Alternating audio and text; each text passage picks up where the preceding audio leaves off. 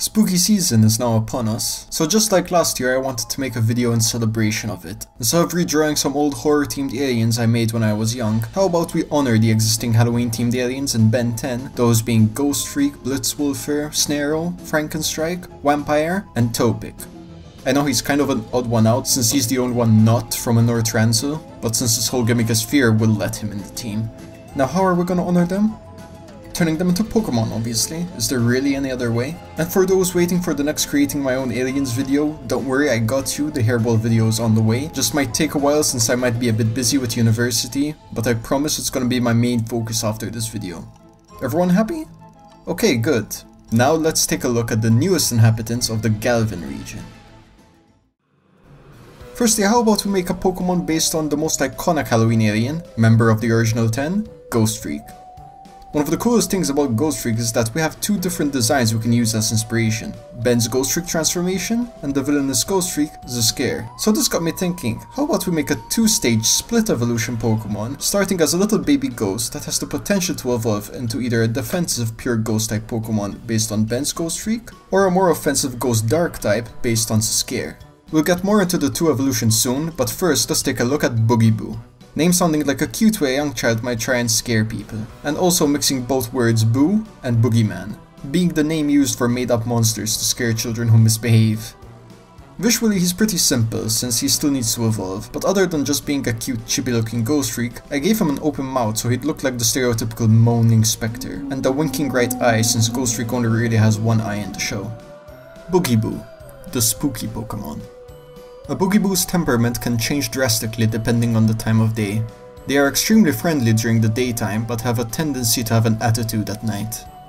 If Boogiboo reaches a certain level during the daytime, he becomes Ghoulisheet. Ghoulish since he's a ghost, and sheet because he's the stereotypical sheet ghost you'd see in cartoons and Halloween decorations. Only difference being the sheet is actually just loose skin from when he was a Boogiboo he keeps on to protect himself from both sunlight and attacks. The biggest difference between Ben's Ghost Freak and Ghoulisheet in the show, other than visuals of course, is that Ghoulisheet not only does he seem more powerful, but also has a huge weakness to sunlight. If I remember correctly, one of the showrunners stated that this is cause Ghoulisheet's DNA is incomplete, but personally I always thought it's cause he ripped off his protective skin in order to become stronger. Canon or not, I like the idea of him choosing to nerf himself to be physically stronger, so I decided to go with that while making the split evolution. Since Ghoulisheet keeps his sheet, he's weaker than his counterpart when it comes to attacks, but then he has a higher defense, especially higher special defense, meaning you as the trainer have to choose whether you want to go a more defensive or offensive playstyle.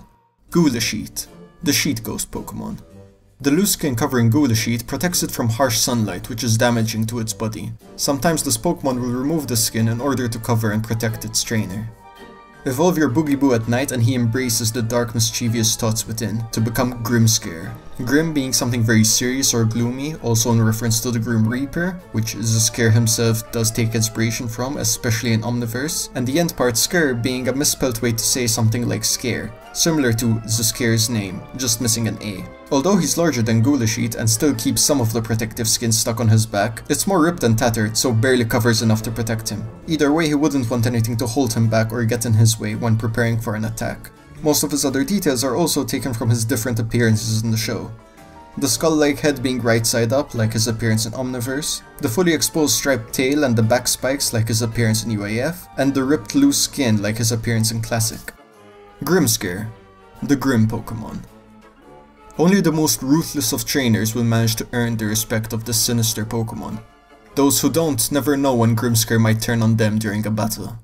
Other than Boogiboo and Ghoulisheet, pretty much all the aliens we'll get into are either unlocked by scanning evil villains or just use dark or horrifying powers, if not a mix of both. So the dark typing is going to be repeated frequently for the rest of this video. Starting with Loboom.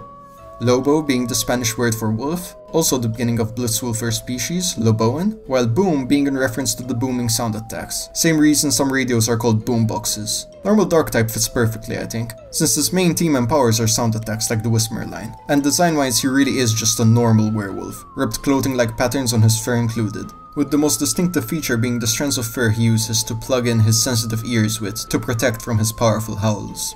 Loboom, the howling Pokémon. The echoing sounds of a Loboom can be so powerful that even they need to block out their own ears. Some trainers have managed to get used to the sound after years of training. To make a Pokémon inspired by Snare-Oh, there was no doubt in my mind that whatever I do, I was going to get some details similar to the Yamask line. So I thought to myself, why not make it intentional by making Snare-Oh's Pokémon a new split evolution to Yamask, since Pokémon already give new evolutions and split evolutions to Pokémon from their older games. So why not?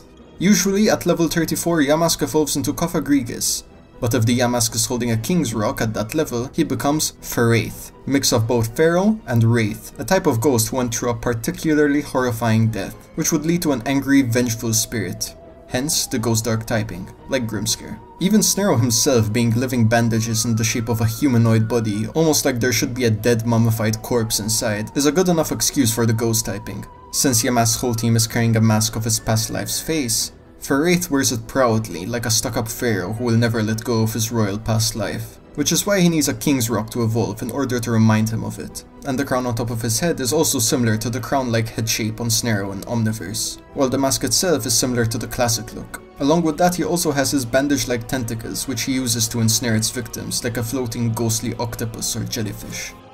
Pharaith, the Pharaoh Pokémon. It is said that the lost soul of an ancient pharaoh refused to move on to the afterlife and haunts the ornaments and bandages he was once laid to rest in order to find a new host to possess.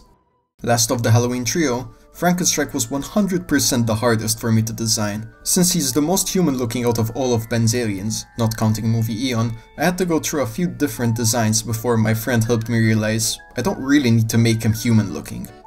So I went for the next best thing, a gorilla. Eligor, being a mix of electric in reference to his typing, Igor, the hunchbacked henchman to Dr. Frankenstein, and Gorilla, for obvious reasons, is a solitary, grumpy gorilla Pokémon with almost stitching-like patterns in between his multicolored, almost rotten-looking skin, and 3 metallic bolts that help him generate his electric attacks. The one on his chest being like the one Frankenstrike has, and the 2 on his head are like the stereotype of Frankenstein's monster having 2 bolts on either his neck or his head, while also sort of looking like devilish horns in order to reference the devil monkey, a cryptid also used for a bit of inspiration. Eligor, the stitched Pokémon. Either despite or due to their high intelligence, Eligor spend most of their times alone and can get aggressive even with humans if disturbed in their lairs. Earlier with Pharaith, I mentioned how Game Freak give new evolutions to old Pokémon all the time, so let's talk about something even cooler that they also have been doing recently. Regional variants and regional evolutions. Old Pokémon that have adapted to a new environment enough to change their appearance and typing, but still be close enough to be classified as the same Pokémon, and exclusive evolutions only available to that specific subspecies. Pokémon already has a good selection of bat Pokémon, so why not use Vampire as an excuse to give new life to probably the most overlooked bat Pokémon, Woobat. In the Galvin regions, Woobat are now dark flying types. Visually they're more based on the Corruptura, little bat-like drones that vampire species can spit out in order to mind control their victims. All I had to do was change the color scheme, similar to Lord Transil, segmented pattern like that of the Corruptura, along with horn-like bat ears, sharper wings, a set of vampire-like fangs, viewable eyes since Corrupturas are just one big eyeball, and lastly change the heart nose pattern to look like the mouthpiece on Vampire. Woobat, the bat Pokémon. Unlike their Unovan cousins, Galvanian Woobats are seen as pests and harbingers of doom. Their negative reputation has led their numbers to greatly decline in the wild. Once Galvanian Woobat evolves, instead of the usual Swoobat, you get Roobat. Kept the name similar in order to show the relation, but by just replacing the Swoo with Roo, his name is now in reference to Rule, since he's a mind-controlling lord that has others do his bidding for him. Also Romania, the location of Transylvania, home of Dracula, and also name inspiration of Lord Transil.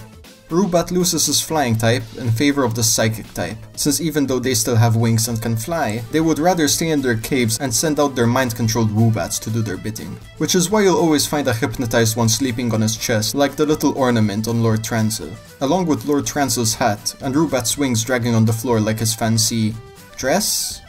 This is not a dress, this is a tunic. It was the height of fashion 3,000 years ago, I assure you. Either way, he also has fur like Swoobat around his neck and his wings as a sign of high class, and also cause Romania is pretty cold, so best dressed for the weather. Roobat, the controlling Pokémon. These Pokémon use their hypnotic powers to control Woobats into doing their bidding, which is why you'll always find a Woobat hanging on its collar, waiting for a command. Last but not least, we have Topix Pokémon, Ogroni, mix of Ogre and Oni, both being technically the same thing, just one being European and the other Japanese. Either way, just like Topic, Ogroni really is just an ogre, with no real powers to speak of.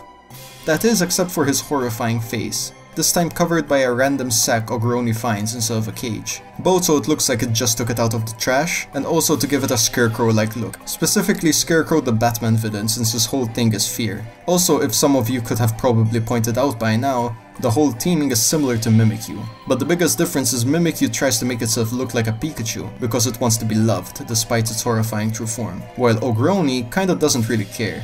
Like, okay, it's gonna cover its face to not scare random people it's not trying to scare, but it has no problem taking it off to scare people and Pokemon that annoy it. Ogroni, the ugly Pokemon. With a face not even a mother could love, Ogroni's face is known to cause severe heart problems and even death to whoever is unlucky enough to see it. Although they keep their head covered, they're not afraid to reveal it when threatened. And there we have 9 new Pokemon for the Galvin region. Well, 8 since Woobat is just a variant of an existing Pokemon. But I digress. Which of these did you like most, and which of Benzillions do you want to see next? Comment below, let me know. If you like what you see and you want to see more, click right here to see more.